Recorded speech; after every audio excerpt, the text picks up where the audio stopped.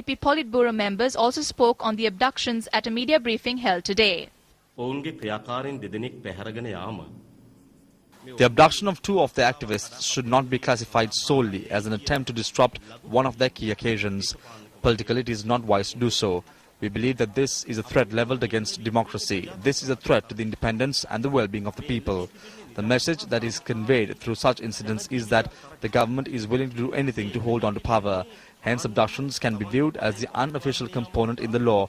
Political activists and underworld gangsters who do not act based on their whims and fancies, and drug dealers who do not pay them the required share, and ordinary independent critics are in the list of being abducted.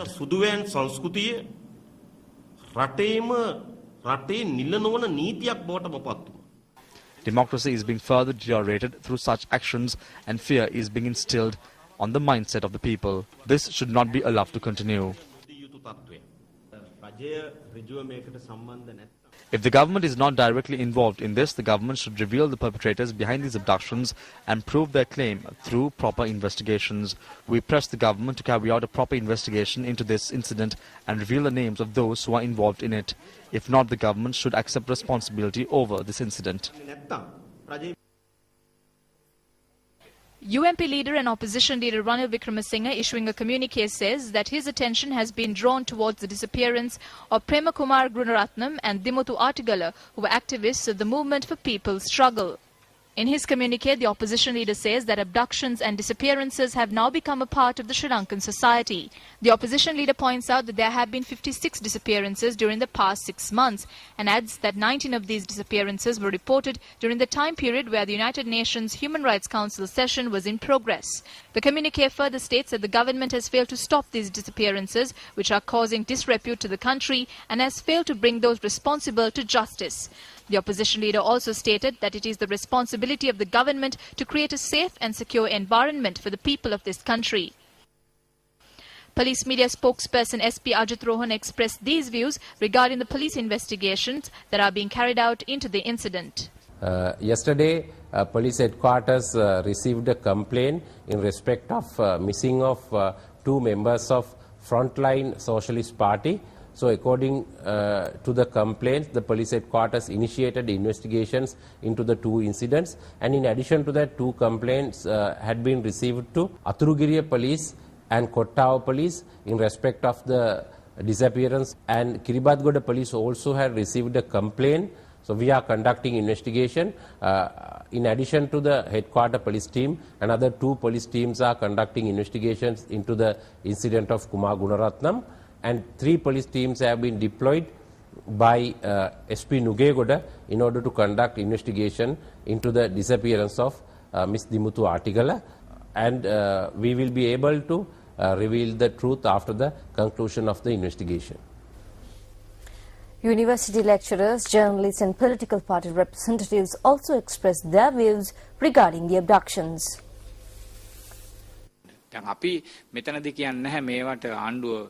We will not say whether the government is directly responsible for these abductions or not. However, we wish to reiterate that the authorities cannot afford to keep silent at a time such incidents are taking place. For a moment, let's think that the government is not involved in this incident.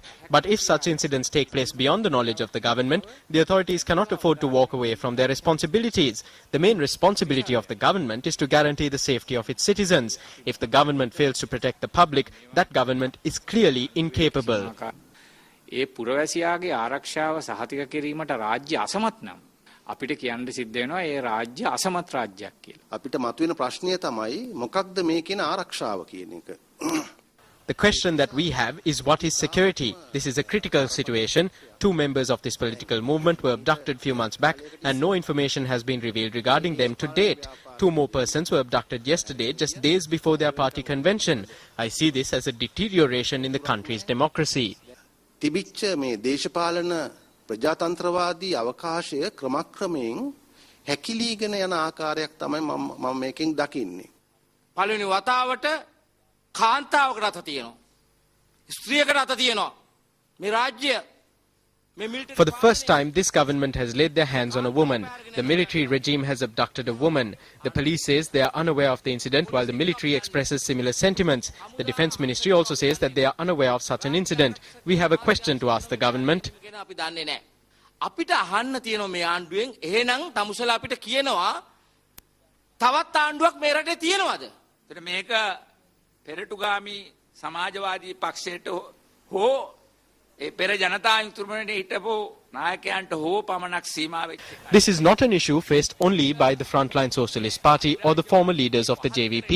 This is an issue that is faced by every person who is not willing to bow down to suppression of these imperialists.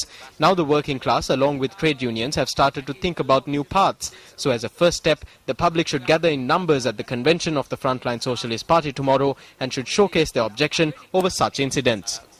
ක්‍රියාමාර්ගයක් බවට පත් කළා ඒකෙන්ම අපේ විරෝධය පෙන්වීමට සෑම සටන්කාමියෙක්ම හිතට ගත යුතුයි.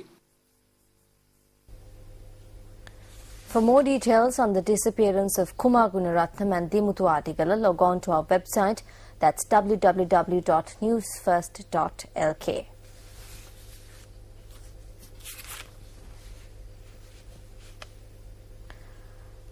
An individual residing down Anandamavathe in Hunupitiya Vattala had been abducted this afternoon. The abducted individual is a businessman by profession.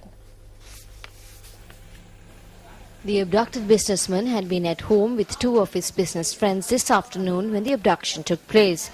An eyewitness told News First that a certain group that came to the house at that time had abducted the businessman. They kept a weapon to his head and threatened us with relatively bigger weapons in order to keep us still. They dragged him out and didn't even let us move. Those at home didn't know anything. When I tried to get up, they told me not to get up and threatened to kill me. They didn't let us move until they reached the gate. One person came first and then around 8 others followed him. All of them were armed. The businessman's wife and son had chased the man of the abductors in a three-wheeler. I chased them up to the Paliagoda police station in a three-wheeler. Those in the Defender made way for the vehicles. They moved forward, but I lost them.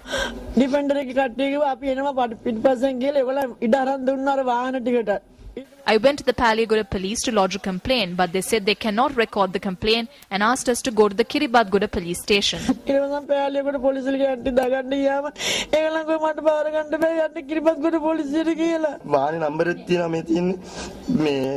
I also have the number of the vehicle. It's PE6328. It was an ash-colored Dolphin van. It was fully tinted. There were around 8 people in the van. There were army personnel in uniform in the Defender. Abducted Patrige Nishanga Pereira, a 52-year-old businessman who carried out a vehicle sale, is a father of 3. According to relatives, Nishanga Pereira was also not in good health. I looked after him. He was not in good health. He is a heart patient. Please find my father. I don't want anything else. Isn't there a law in this country? If he has done something wrong, punish him according to the law. But he has done nothing wrong as far as we know. He didn't even take his medicine in the afternoon. I don't know whether anything has happened to him already.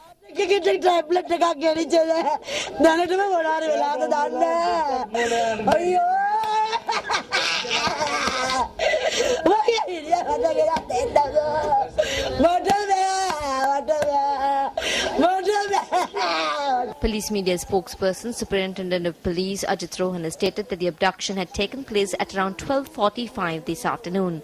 He further stated that investigations into the incident are now underway, following a complaint lodged at the Kiribadgoda police. Meanwhile, a youth from the Ambuvalipuram area in Uppuveli, Trincomalee has been abducted by a group. Police media spokesperson SP Ajit Rohan noted that a complaint had been made saying that a group that arrived in a van had abducted the youth on the 6th of this month. The police added that the 28-year-old youth Ravindran Ramaswamy was abducted close to a private hospital in Trincomalee.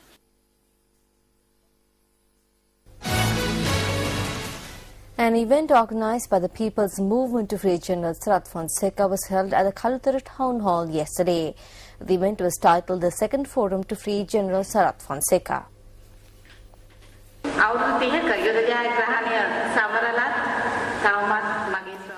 Even after the commemoration of the victory in the 30-year war, my husband is still languishing in prison. This is a great disparity in the country today. I think it is endemic to Sri Lanka. For a while, the whole world accepted that Sri Lanka was a country where grateful people resided. What can we expect from a world where there is no law and injustice reigns supreme? This is the fundamental cause behind this situation.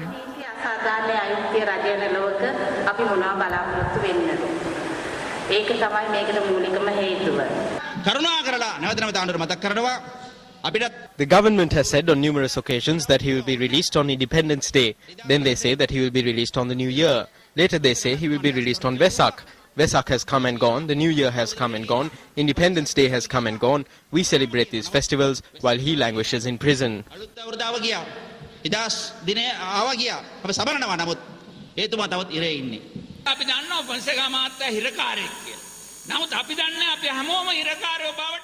We know that Fonseca is a prisoner, but what we do not know is that this government has made us all prisoners. The man who put Fonseca in prison is a slave to the IMF.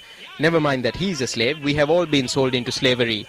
This country cannot continue on lies. This will be short-lived because the truth is now being revealed.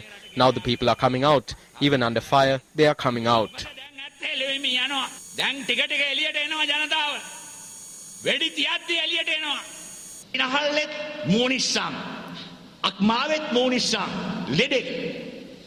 He has been injured in the lungs and in his liver. He is a sick person. He became sick for us and now for the country he is bearing this sadness.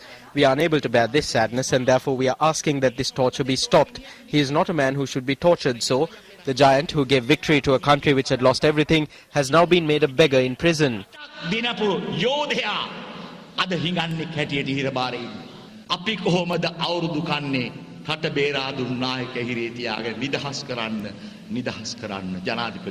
He must be freed. The president must free him. General Sarath Fonseca must be freed. This is enough torture. All we are asking for is his freedom.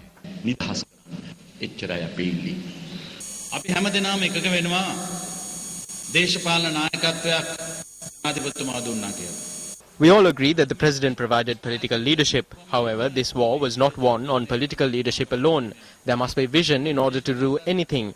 We cannot forget the support that Fonseca's vision and experience gave in order to end the war.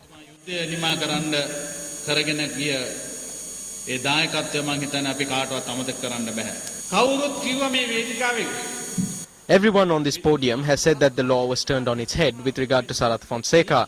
This was the truth from the beginning. The law was turned on its head. This is a violation not only of our constitution but of international civil and political conventions. This is an international human right. The Sri Lankan state was a signatory to this on a Vesak Poya day. Where is the petition filed for Sarath Fonseca? This matter is contained in the Human Rights Convention and a decision can be made based on that. Compensation can be obtained. That is why we are saying that the law has been turned on its head in this case.